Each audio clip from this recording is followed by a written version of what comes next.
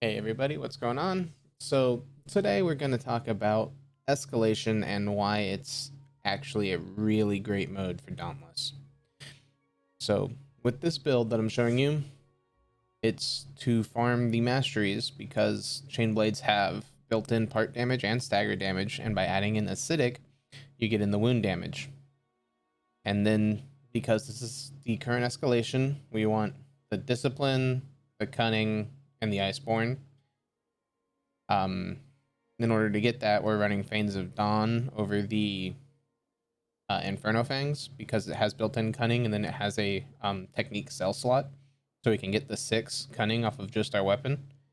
And then it also has a power slot, which we can utilize for the discipline.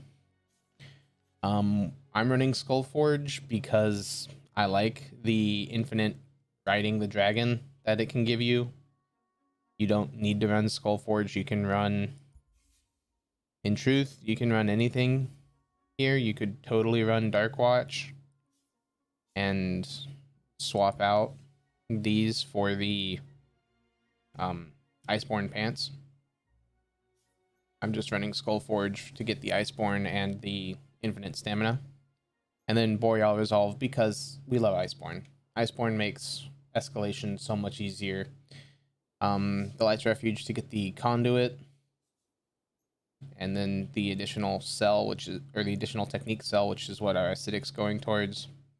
And then the Volcanic Treads because it's rage and a power slot to get us our 6th discipline, since this is giving us rage and Iceborne. And then for the lantern, again, lanterns are really your choice. I personally am running the Embermane's Rapture because I like the additional attack speed, but you could totally run any of them. It's just personal choice. So that's really it as far as the build's concerned. Perk wise, for the talent tree, obviously just all the upgrades, because the upgrades are all good. There's no point to not use the upgrades. There's a point to avoid the perks, like we don't really need Bonds of Conflict. It's not a bad one, but we don't need bonds. We don't need Duelist Precision because we're going to be critical striking a lot, so this is not going to be relevant. Critical Dominion isn't a bad one. You could pick up that if you want, but the main one is Virulent Impact. If you can get that, you will deal a lot of damage. Pack Tactics I've run because with the Chain Blades you can interrupt quite a bit if you know how to do the timing with the dash and the left click, or light attack, sorry. And then upgrade. But these last 4 are really just irrelevant for a Chain Blades build. So as for why we're choosing to run with this build, it's because every single behemoth, you need to get your Behemoth Mastery up eventually. Because if you were like me, you neglected it while you were playing through the game, and now you suddenly have to increase it to get to these Behemoth Mastery 25 of max armor 11, 28 for 12, and then 35 for 13, 40 for 14, and then you have to get to 46 for 15. And the main way to do it, well, the only way to do it is to complete all of these check marks. You have the skin hunts where you have to defeat the behemoth 10 times wearing the behemoth's armor. You have to craft all of the behemoth's armor. You have to craft all of it to plus 10. Those are 4 of the check marks, which help increase your mastery. And then there's the damage and the time. But the main reason why this build is important are these 3 to 4, depending on the behemoth, because some behemoths don't have an interruptible. So the behemoths that do, like Embermane here, as you can see, you have to interrupt it 100 times, you have to stagger it 100 times, and you have to wound it 100 times. In total, it's 150, because it's 100 plus 40 plus 10. So you have to do that quite a bit to get these 6 check marks. And then there's also the break 100 parts total, it's 25 and then 75. So, as you can see, I've been playing this game for a while and I still don't have it.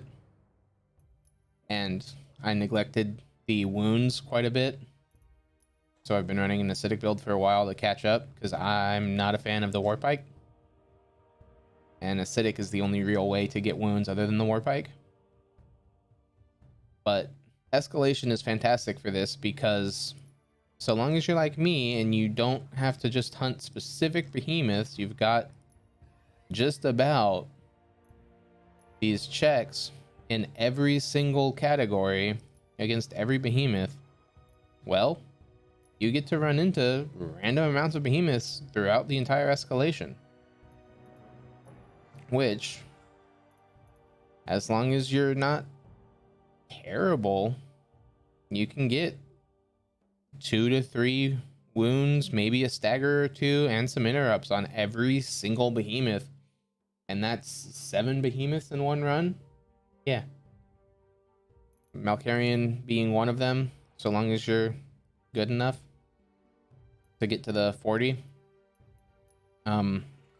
It's also a great way to get the staggers and wounds on the Rezakiri and Shroud if you get them earlier, because they're a bit weaker. Whereas they wouldn't be, like, I believe their health is scaled down a bit if they're on level 2. So that's nice. Good way to farm these guys without having to worry about, without having to worry about having a suboptimal build against them, because in escalation, you get the help from the lantern. So as you can see, like Skarn, I still need to wound. Scrave, I've still got everything. Throughout all of them, you've seen I've got maybe 1 or 2 fully completed. And then Valamir, they need to just remove the interrupt on Valamir. Either that or make it actually relevant, because the only way to do it is to let the Valamir get Aether charged, and that in itself takes about 3 to 4 minutes to proc, which is just not great. But other than that, escalation is a great way to just indiscriminately farm against all of the behemoth types to get your staggers, your wounds, your breaks, and your interrupts and experience. And it's a good way to also level up your weapons to get them, get the weapons to +10, the experience, and then the affinity for the weapons. It all just depends. So between that and the build, this will be, it's not phenomenal. Again, there's definitely things that you could change to make it better. This is just something that I came up with that I've been using and I've been enjoying, and I haven't seen anybody use this as a notice that escalation is really good to farm those wounds, staggers, interrupts, and part breaks, just because it's 7 behemoths in one go and you can get 2 to 3 per.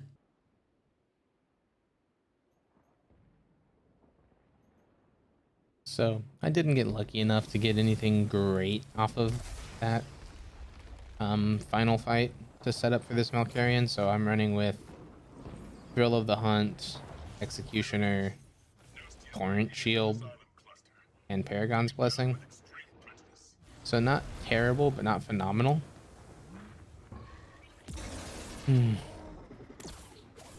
I'm trying to aim for the tail here. I'm just not great. And like I said, I need to work on my timings, because if I had gotten off a bit later than that, I would have been fine. And we would be able to still be on this Malkarian. There will be one section in this fight where I utilize the fact of the Skullforge, but the additional stamina does just help if you get low enough to the point where you need to dodge, and having that stamina shield available to use is nice. Dodge the insta-kill, get the boop, and now we go to town on a limb, because I need limbs. And, you know, getting the wounds, getting the stagger damage, all just constantly working on it. Let's see, is this where I do a good job?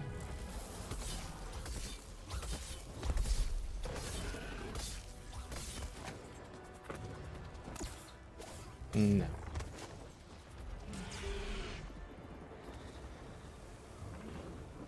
Like I said, it's a lot of this is just I need to learn the timings of when to jump off. I just haven't done enough solo Malkarian runs to know it yet.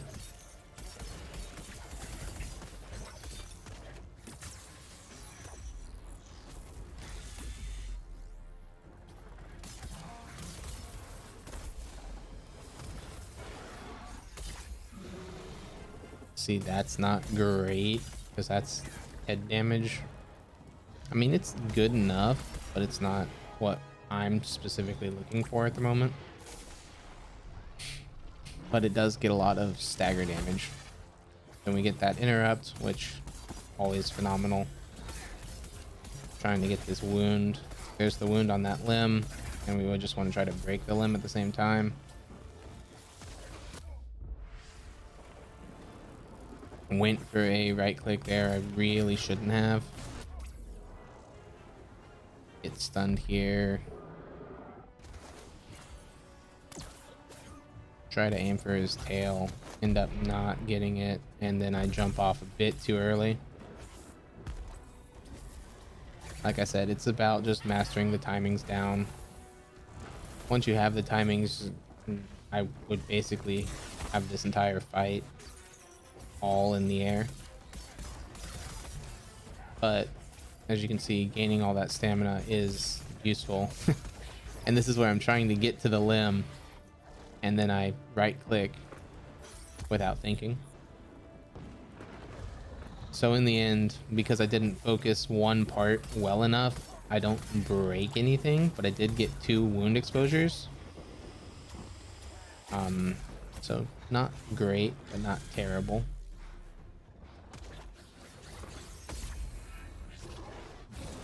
Like there, I believe that counted as another head hit.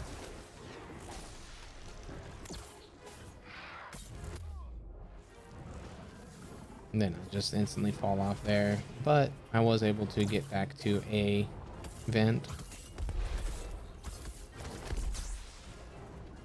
See, that time I got the timing down, which I believe exposes another wound. I just wasn't able to get back onto the tail, and then I jumped off too early. So in this run, we get 3 wounds and a stagger. Not terrible, not phenomenal, but you know, just a goes to show you how useful it is to get those wounds, staggers, and heart breaks and interrupts all in one go. And like this run took me 17 minutes, and that was 7 behemoths. I would love to see fighting 7 behemoths in 17 minutes because of just having to deal with load times. So that's what makes escalation really good, when you just need to farm those interrupts and wounds and staggers. Just having it available is what makes this so unique. But yeah. Anyway, thank you guys for watching. I will see you next video. Peace out.